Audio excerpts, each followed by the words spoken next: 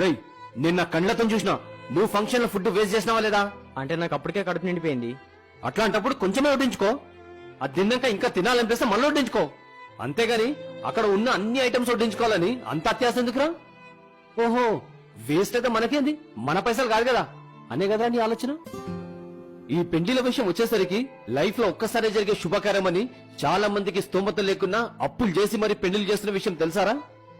వాళ్ళు మనం ప్రేమతో ఇన్వెస్ట్ చేసినప్పుడు వాళ్ళ ఖర్చుట తగ్గియాలన్న కనీస ఆలోచన మనకు ఉండాలరా. ఖర్చు మనదైనా వాళ్ళదైనా ఫుడ్ మన ఇంట్లో తిన్నా ఫంక్షన్లు తిన్నా అన్నం పరబ్రహ్మ స్వరూపం అని మరవద్దు.